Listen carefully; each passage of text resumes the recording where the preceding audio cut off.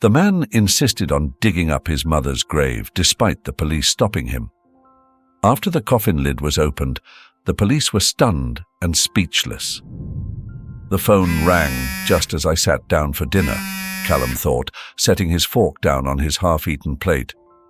His father, Spencer, was speaking on the other end with a rough, subdued, almost unrecognizable voice. "Your mother, Sloane, passed away 2 days ago." The silence that followed was icy. It seemed as if the whole world had stopped spinning. What? What are you saying?" Callum stammered, feeling the air escape his lungs. "It was a heart attack. There was nothing we could do," his father continued. "We already buried her. I didn't want to worry you earlier because you're in the middle of exams." Callum's heart pounded, each word from his father hitting him like a hammer. The fact that he wasn't present at the funeral, that he couldn't say goodbye to his mother, felt like a betrayal. But what worried him most was the way Spencer said it, without a hint of emotion. When he hung up the phone, Callum's mind was a whirlwind. Images of his mother flooded his thoughts, her warm smile, the sunny afternoons in the garden, the shared laughter during family meals. Sloane had always been strong, cheerful, full of life. A heart attack? So suddenly? Something didn't add up. That night, Callum couldn't sleep. He lay in bed, staring at the ceiling, his heart tight. Memories mixed with questions. Why had his father waited 2 days to call him? Why didn't he give him time to get to the funeral? Dawn found him resolute. He had to know the truth. "This doesn't make sense," he murmured to himself as he filled a backpack with what he considered essential. A flashlight, a pair of gloves, and a shovel he found in the tool shed of his apartment building. At midnight, the cold wind blew fiercely as Callum walked down the path leading to the cemetery. The shadows of the trees danced under the dim light of the street lamps, and the distant creak of a broken swing added a sinister air. Upon arriving, he noticed that the caretaker's office still had a light on. He gave 3 quick knocks on the door. "Who's there?" a gruff voice asked from inside. It's Callum. I need help." The door opened slowly, revealing an older man, looking tired and grumpy. Tom, the cemetery caretaker, eyed him suspiciously. "What are you doing here at this hour? The cemetery is closed." "It's my mother," Callum said, his voice breaking. "I need to see her grave. Please, take me there." Tom narrowed his eyes, assessing the young man before him. What kind of foolishness is this? It's illegal to exhume a body without official permission. Leave before I have to call the police. "I don't understand how you can talk to me like this," Callum replied, his frustration turning to anger. "It's my mother. I have the right to know what happened." Tom sighed, crossing his arms. "Look, son, I understand you're hurting. But these things have rules. And if you break them, not only do you get into trouble, but so do I." But Callum was undeterred. "I don't care what the law says. This is personal. She didn't die the way they say. Something isn't right, and I'm going to find out with or without your help." The intensity in Callum's eyes made Tom take a step back. Although he wasn't convinced, something about the young man's desperation moved him. "All right," he finally said, with a tone of resignation. "I'll show you where it is. But if you do anything stupid, I'm calling the police. I'm not losing my job over your impulses." With a flashlight in hand, Tom led him through the winding paths of the cemetery. The wind continued to howl, and the sound of dry leaves beneath their feet echoed in the night. Callum watched the tombstones pass, each one a grim reminder of mortality. Finally, they stopped in front of a freshly dug grave. The cold, gleaming marble bore the name Callum knew so well. Sloane L. Howard, beloved mother and wife, 1967-2023. The sight made his knees tremble. He felt the ground opening beneath his feet. "There you have it," Tom said. "Don't ask me for anything more." But Callum didn't listen. He dropped his backpack to the ground and took out the shovel. "What the hell do you think you're doing?" Tom exclaimed, grabbing his arm. "You won't stop me," Callum growled, pulling his arm away with a sharp movement. "If I don't do it now, I'll never know the truth." Tom stared at him in disbelief. "You're crazy. This isn't normal. It's your mother. Are you really going to desecrate her grave?" Callum looked him straight in the eyes, his voice firm. "It's because I love her that I need to know what happened. I don't understand how she died, and I can't rest until I do." Callum plunged the shovel into the earth with a firm blow, the thud echoing in the stillness of the night. The first layer of damp earth yielded, releasing a faint smell of moisture and rotting leaves. His breathing was heavy, and sweat began to run down his forehead, mingling with the tears he couldn't hold back. Each blow with the shovel was an echo of his despair, a desperate attempt to wrest the truth from that grave. "This can't be happening," he thought, as images of his mother alive flooded his mind. Her smile as she cooked his favorite dish, the sound of her laughter when she told stories of her youth, her strong, loving hands that were always ready to hold him. But now those hands were buried beneath the earth, and he couldn't bear the thought that they had been wrong about her death. Or worse, that something darker was behind it. From a distance, Tom watched him, the flashlight trembling slightly in his hand. He couldn't decide whether to stop the young man or let him continue. In his heart, he knew this wasn't right. It was a violation of all the rules, both legal and ethical. But the look in Callum's eyes, that fire of pain and determination, kept him immobile. "This boy is broken," Tom thought, feeling a slight remorse for having brought him there. Finally, he made a decision. He slowly backed away towards his office. If this young man was going to cross that line, Tom wouldn't be a part of it. He took out his mobile phone, his hands shaking as he dialed the emergency number. "Police, I need to report something strange." Meanwhile, Callum continued digging, his movements becoming faster and more frantic. His hands began to ache, the skin on his palms tearing with each blow against the wooden handle. Blood began to mix with the earth, but he didn't stop. "A little more," he murmured through gritted teeth. His tears fell to the ground, creating small dark puddles in the disturbed earth. The shovel hit something solid. The hollow sound resonated in the night, making Callum's heart stop for an instant. He knew what it meant. He had reached the coffin. In the distance, a sound broke the calm of the night. Sirens. Panic seized Callum for a moment. He turned his head towards the road, seeing the red and blue lights approaching rapidly. The earth around the coffin was still not completely cleared, but time was running out. "No, they can't stop me," he whispered, redoubling his efforts. His heart was beating hard, as if trying to escape from his chest. The police cars stopped abruptly next to the cemetery, and a couple of officers got out with flashlights in hand. The lights illuminated Callum's figure, covered in earth and blood, kneeling beside the hole he had dug. "Stop right there!" shouted one of them, his voice cutting through the tension like a knife. Callum slowly raised his hands, tears streaming down his face. "Please, listen to me," he begged, his voice breaking. "I'm not doing this out of madness. I just want to know the truth." The officers approached, cautiously, their flashlights illuminating the partially uncovered coffin.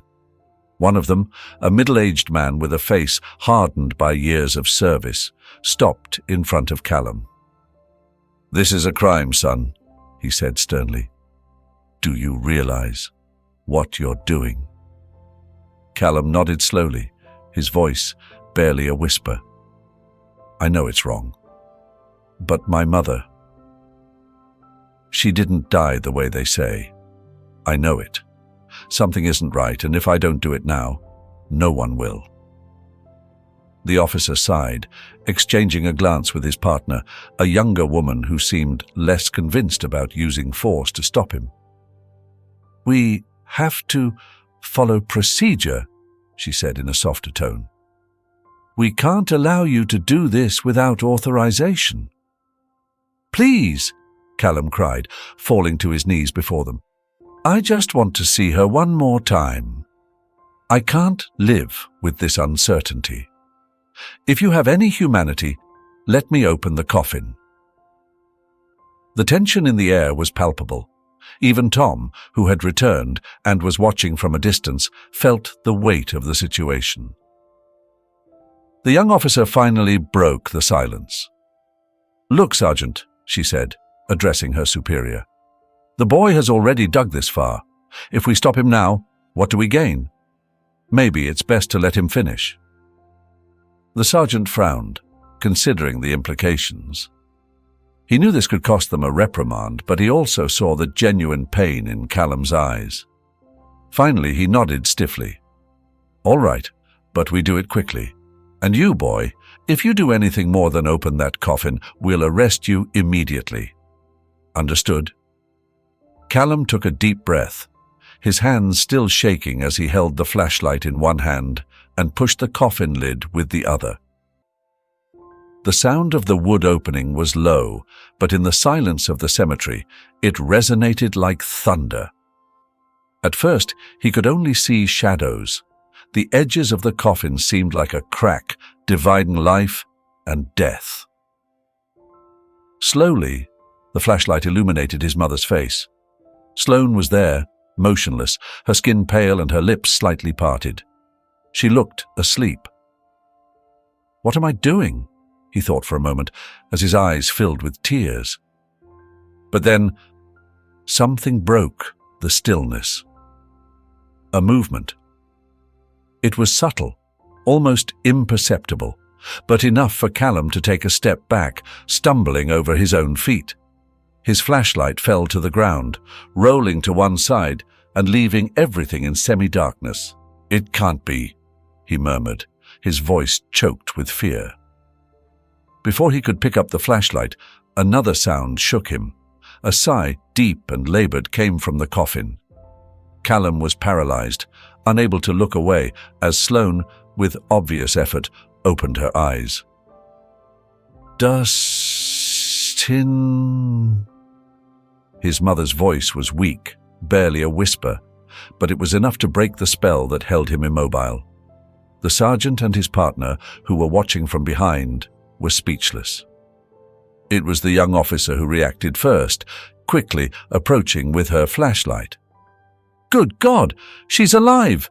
she exclaimed, leaning towards Sloane. Tom, who had been watching from a distance, dropped his flashlight to the ground. His hands covered his mouth as he whispered, "This isn't normal.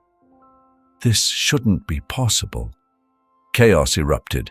The sergeant took out his radio, calling for an ambulance with an urgent voice, while the officer tried to communicate with Sloane, who could barely keep her eyes open. "Calm down, ma'am. Help is on its way," she said, though her own voice was shaking. Callum, for his part, was in shock. His legs were trembling as he knelt beside the coffin, taking his mother's hand. Mum, I'm here," he murmured, his words choked with sobs. The ambulance arrived within minutes, although for Callum it felt like an eternity. Sloane was carefully lifted from the coffin and placed on a stretcher. Her breathing was weak, but steady. Callum continued running behind the paramedics to the ambulance, ignoring the voices of the officers trying to stop him. "I'm going with her," he insisted, and although they protested at first, they finally let him in. Inside the ambulance, Callum couldn't take his eyes off his mother. Her skin was still pale, her lips dry. But she was alive. For a moment, relief flooded his chest.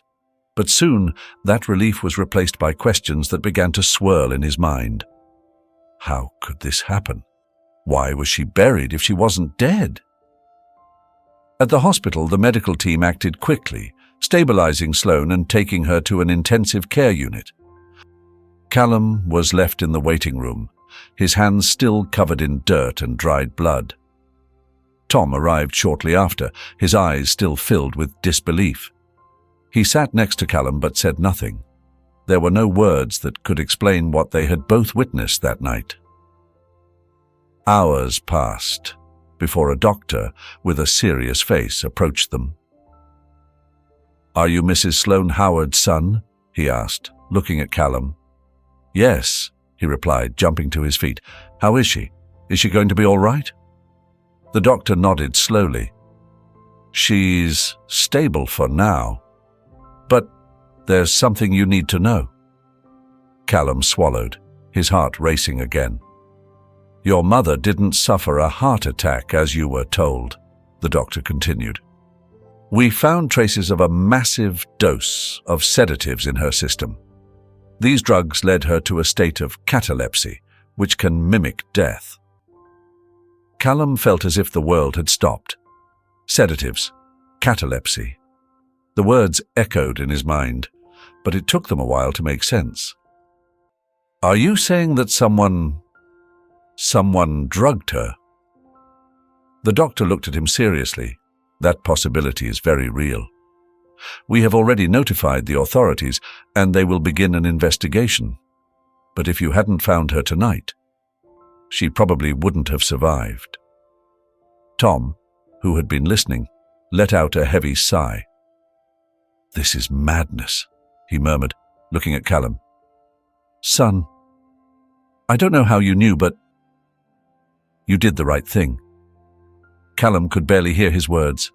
His mind was elsewhere, going back in time, trying to find something, anything, that would explain what had happened. Callum remained seated in the waiting room, the sound of the hurried footsteps of doctors and nurses barely a distant echo in his mind. The doctor's words continued to haunt him. Sedatives, catalepsy, attempted murder. Something dark was hiding behind all of this, something that suffocated him more than the thought of having lost his mother. The hours stretched on as if time were against him. Finally, a couple of police officers entered the room, one holding a notepad and the other with a stern expression that didn't promise patience. "Callum Howard," said the taller one in a dry voice, "we need to talk to you." Callum nodded slowly and followed them to a small room that barely accommodated a table and 3 chairs. He sat across from them, his shoulders tense and his hands clasped together. The officer with the notepad opened it and began to write something while the other stared at him intently. "We need you to tell us everything you remember," the policeman began. "About your family, your mother, and anything you noticed strange before her incident." Callum took a breath, feeling a lump in his throat. Where to begin? He knew he couldn't remain silent, but saying it aloud would make everything seem even more real. "My dad, Spencer," he finally said, his voice low, "has been acting strange for a few months. My parents always had arguments, but lately everything revolved around money." The officer raised an eyebrow, intrigued. "What kind of arguments?" Callum looked down, searching his memory. "My mum would complain about expenses he couldn't justify. She said he was spending more than he earned, but he always found an excuse." The police officers looked at each other briefly, exchanging a knowing glance. "What else do you remember?" Callum swallowed. His mind returned to a specific night, just a few weeks before his father's call. "There was one time. My mum called me. She was very upset. She told me she was scared that Dad was different. She asked me to come home soon." Did you ask her why she was scared? I insisted, but she just said she couldn't talk anymore at that moment. It was the last time we spoke before all this happened. The police officers took notes, and the younger one asked, "What did your father say when he called to inform you of your mother's death?" Callum felt his jaw clench. He said it was a heart attack, that she was already buried because he didn't want to bother me during my exams. But that doesn't make sense. My mum wasn't ill. She was always very healthy. The room fell silent as the officers absorbed the information. Finally, one of them stood up and said, "We're going to need to search your mother's house. This is starting to look like more than just a tragedy." When the police arrived at the house where Sloane had lived, Callum felt a chill as he crossed the threshold. There was something different in the air, a heaviness that wasn't there before. While the officers searched every corner, Callum couldn't help but notice the small details, the disorder on the shelves, the dry plants that Sloane always cared for so meticulously. In the kitchen, one of the police officers found a small bottle at the bottom of a drawer. He picked it up carefully, pointing it out to his partner. This could be important. The bottle was labeled as a powerful sedative, one that wasn't easy to obtain. They took it to the lab for analysis, and a few hours later came the confirmation. It had Spencer's fingerprints. As if that wasn't enough, a financial report showed that Spencer had taken out a life insurance policy on Sloane just 2 months earlier. The insured sum was exorbitant, enough to completely change his life. Callum listened to all this with a mixture of disbelief and horror. He didn't want to believe that his own father was capable of such a thing, but the pieces were beginning to fit. The situation took a darker turn when the police investigated Spencer's movements in the weeks leading up to the incident. A security camera at a pharmacy showed Spencer buying the sedative, accompanied by a woman who wasn't Sloane. When Callum saw the video, he felt a pang of rage and sadness.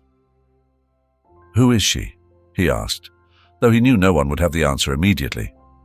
The officers explained that they were investigating the woman's identity, but it was clear to Callum his father had not only betrayed his mother emotionally, but that betrayal could have escalated into something much more sinister. Later, when Sloane regained some strength, the officers questioned her in the hospital. She was weak, but her voice, though broken, was firm. "I don't remember much," she said slowly. "We were having tea. Spencer brought me a cup and said he wanted to talk about something important. After a while, I started to feel ill, as if something was shutting down my body. That's the last thing I remember before waking up." Sloane paused, breathing with difficulty. Callum took her hand, trying to calm her as she continued. "Are you saying it was him?" he asked, with a mixture of disbelief and pain. The police officers didn't answer directly, but the exchange of glances said it all. Sloane's words were the confirmation they needed to move forward with the investigation. Callum sat beside his mother, feeling his world crumble. Everything he had ever believed about his family had turned to dust. The truth he had sought so desperately now crushed him. Callum remained silent next to his mother, the cold white light of the hospital reflecting on his pale face. Everything inside him seemed broken, but a fragment of his mind continued to work, like a rusty cog that refused to stop. He thought of his father, of the moments they shared, the afternoons watching football together, the inside jokes, the small life lessons Spencer taught him as if they were sacred rules. All of that now seemed like a farce.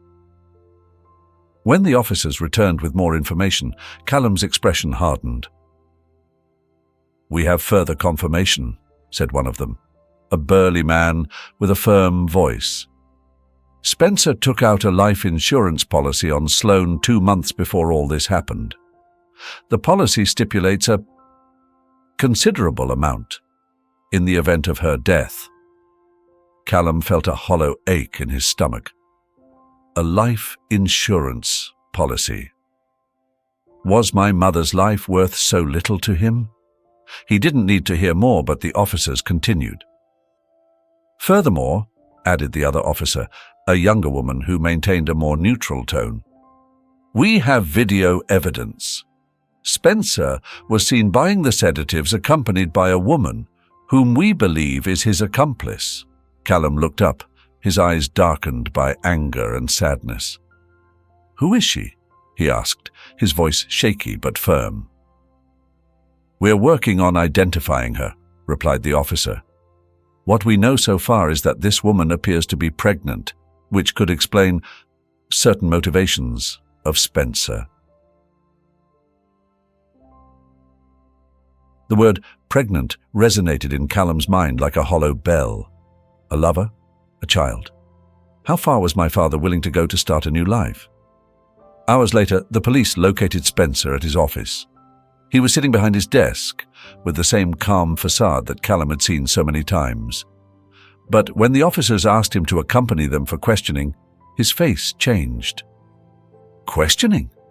What are you talking about? He protested, rising from his chair. I haven't done anything wrong. Mr. Spencer Howard, said the burly officer, we've found evidence linking you directly to the poisoning of your wife, Sloane Howard. We ask that you cooperate and come with us.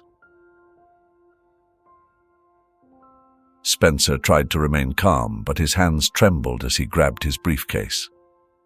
This is a misunderstanding. I would never hurt my wife. In the interrogation room, Spencer faced the officer's direct questions. At first, he denied everything with a confidence that almost seemed real. I bought those medicines because Sloane was having trouble sleeping, he claimed, crossing his arms. It has nothing to do with poisoning. This is absurd. However, his facade began to crumble when the officers showed him the video from the pharmacy. The images clearly showed Spencer next to a young woman, exchanging knowing glances as they purchased the sedatives. And this woman? Asked the officer. What is your relationship with her? Did you also buy the sedatives so she could sleep better? Spencer looked away, his jaw clenched. She has nothing to do with this, he murmured. So you admit to knowing her? Spencer's silence was more revealing than any answer. When the officers mentioned that Sloane was still alive and conscious, the tension in Spencer's face became unbearable. His hands began to sweat, and his words, which until then had been calculated, became jumbled. I didn't know this was going to happen, he exclaimed, slamming his hands on the table. I just wanted some time to sort things out. Sort what things out? Pressed the younger officer, with a coldness that contrasted with Spencer's nervousness. Spencer slumped in his chair, covering his face with his hands. It was her idea, he murmured, almost inaudibly. She convinced me. She said it was the only way out.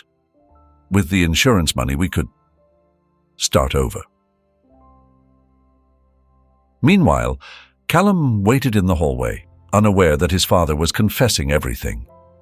His mind went back again and again to childhood memories, looking for signs he had missed. The arguments between his parents, Spencer's long absences, the times when Sloane seemed worried but never said why. When the officers finally emerged from the interrogation room, the face of one of them said it all. Your father confessed, he said in a neutral tone. He admitted that he acted under the influence of someone else, but the decisions were his. Callum felt the air leave his lungs. The words pierced his chest like knives. What exactly did he say? The officer hesitated but answered, "He said he did it for the insurance money because he was planning a new life with that woman. It was a plan, Callum. A plan to get rid of your mother." When the officer's words resonated in the air, Callum felt the ground beneath his feet crumble. It wasn't just betrayal. It was a complete demolition of everything he had ever believed about his family. His father, the man he had always imagined as the protector of his home, had planned it all with the coldness of a stranger. Rage and pain mixed in his chest like a whirlwind. He wanted to scream, to cry, but he could only remain silent, his gaze fixed on an invisible point. When he left the police station, the red and blue lights of the patrol cars illuminated Spencer's face. Handcuffed, his head down, he was being led to one of the cars. Callum didn't want to look at him, but his eyes instinctively sought him out. For an instant, their eyes met. It was a brief clash, charged with emotions. Guilt on Spencer's face contained rage on Callum's. "I'm sorry," Spencer said, barely moving his lips. But those words meant nothing. In the interrogation room, the air was tense. Spencer was sitting opposite the officers, his posture initially defiant, but gradually crumbling under the pressure of the questions. "Why did you buy the sedatives, Mr. Howard?" the officer asked firmly. "I already told you," Spencer replied, his voice rough. "They were to help Sloane. She hadn't been sleeping well lately. I just wanted her to rest." The burly officer, who didn't seem willing to accept excuses, crossed his arms and leaned forward. "And the insurance policy? Was that for her health too? Because, according to the documents, you would gain a rather large sum in the event of your wife's death." Spencer swallowed, sweat beginning to bead on his forehead. "That was a coincidence. It has nothing to do with this." "Of course," the officer said sarcastically. "And the woman who accompanied you to buy the sedatives, is she a coincidence too?" Spencer clenched his fists. She's just someone I know. She has nothing to do with this." But the walls of his defense began to crumble as the officers confronted him with more evidence. Each evasive answer, each excuse, sank him further. After hours of interrogation, Spencer finally let out a long sigh, as if all resistance had drained from him. "All right," he said quietly. "Yes, I did it. But it wasn't what you think." The officers looked at each other before one spoke. "Then tell us. Explain it." Spencer looked at his handcuffed hands on the table, as if trying to find the right words. "I didn't want to kill her," he began, his voice barely above a whisper.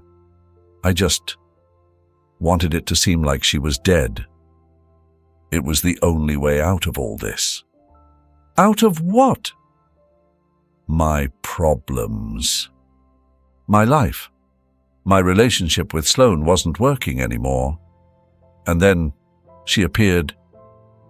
The mention of his lover filled the air with a palpable sense of disgust. "She made me think we could have something new, something better. But we needed money, and fast. Sloane had that insurance policy. It seemed like a solution." The officer looked at him with disbelief. "So your plan was to poison her, bury her alive, and collect the money?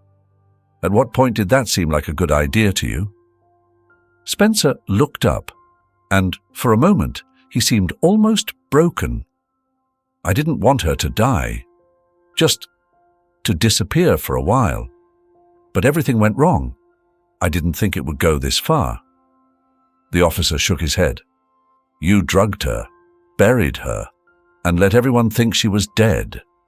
And now you want us to believe it was a miscalculation." Spencer lowered his head, defeated. He knew there was no way out. At the hospital, Sloane and Callum received the news of Spencer's arrest. Sloane was lying in bed, her face still pale, but her eyes shone with a mixture of pain and determination. "So, it was him?" she asked, her voice barely a murmur. Callum nodded, sitting on the edge of the bed. He confessed everything. It was him. And he did it for her, for that woman. Sloane closed her eyes, as if trying to process the information was a physical effort. For years, she had tried to save her marriage, to convince herself that the financial problems were just a phase.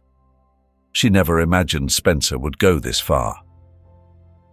"I always thought there was something more," she said, her voice trembling. "But I never thought he would be capable of doing this to me, to us."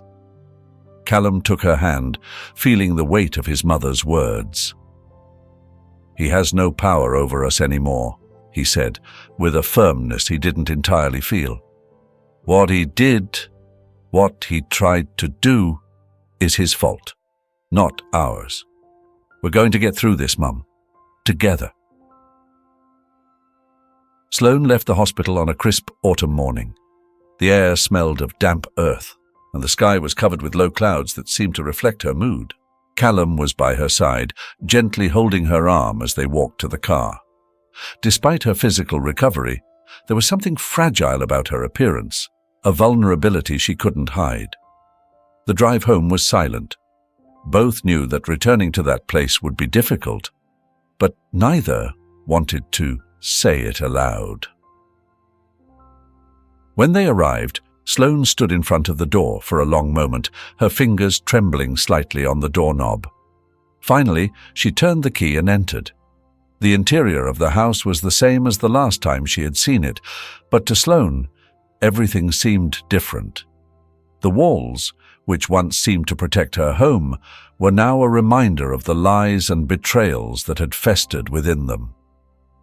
The living room, where Spencer used to tell bad jokes while they drank coffee, now felt cold and alien. Callum, seeing his mother's lost look, took the initiative. "I'm going to tidy up a bit," he said, trying to sound cheerful. "Maybe that will help." The following days were filled with awkward silences and small attempts to rebuild a routine. Callum spent hours tidying, moving furniture, and getting rid of objects that no longer had a place in their lives. Sloane, for her part, tried to keep busy, although the weight of memories often stopped her in her tracks. But the most difficult thing wasn't inside the house. The most difficult thing was facing the stares and whispers of the neighbors. "Did you hear what happened to the Howard family?" some whispered at the market. "Poor woman, but well, they say you never really know your husband." Others replied, with a tone of false compassion. Sloane tried to remain composed when she went out, but the comments were like small blades that pierced her spirit. One afternoon, as she was walking back from the market with a bag of oranges, she heard a neighbor say quietly, "She must have done something for him to want to get rid of her." Sloane gripped the bag tightly but didn't say anything. When she got home, her hands were still shaking, and Callum, who saw her from the window, ran out to help her. "What happened, Mum?" he asked, worried.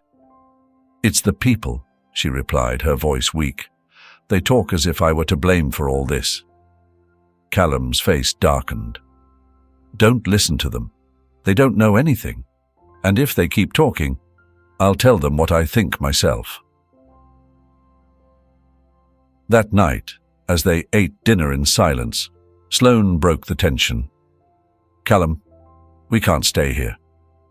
He looked up, surprised. "What do you mean?" "This place, this house, everything in it reminds me of what happened. I need to start over. And I think you need to, too." Callum thought about it for a moment. "If that's what you want, then we'll leave," he finally said. "Just tell me where, and I'll help you." A month later, Sloane and Callum moved to a small house on the outskirts of town. It was simple, with white walls and a small garden in front, but it had something their old home could no longer offer: peace. The first few days were spent decorating and organizing the space. Sloane planted flowers in the garden, while Callum hung curtains and painted the walls in warm tones. Every detail was a small step towards healing, an affirmation that they were building something new. Over time, the wounds began to heal. Callum returned to university, determined to resume his life and his dreams. Sloane, for her part, looked for ways to keep busy. She joined a community group that organized activities for the neighborhood children, something she had always wanted to do but had never allowed herself. One day, while preparing toys for an activity, a woman from the group approached her. "Sloane, I've never told you this, but I admire your strength. I don't know if I could have endured what you went through." Sloane smiled, though with a touch of sadness. "Sometimes it's not about being strong. It's just about keeping going, even when you don't know how." At home, Callum was also changing. Although the pain of his father's betrayal was still present, he began to focus on the happy moments he shared with his mother. In the evenings, they would often sit together in the small back garden, talking about everything and nothing under the stars. "You know, Mum," he said one night, "despite everything, I'm grateful that we're still here, together." Sloane looked at him, her eyes full of affection. "Me too, son. If it wasn't for you, I don't know if I would be here. You saved me. Never forget that." As time passed, Sloane and Callum began to create new memories.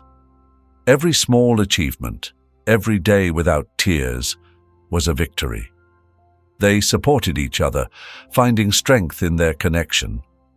Although the road to healing was long, both knew they were moving forward. The ghosts of the past still visited them from time to time, but they no longer had the power to stop them. One afternoon, as they walked through the nearby park, they stopped to watch the sunset. The golden and pink hues were reflected on their faces, and for the first time in a long time, Sloane felt a true sense of calm. "What are you thinking, Mum?" Callum asked, seeing her peaceful expression.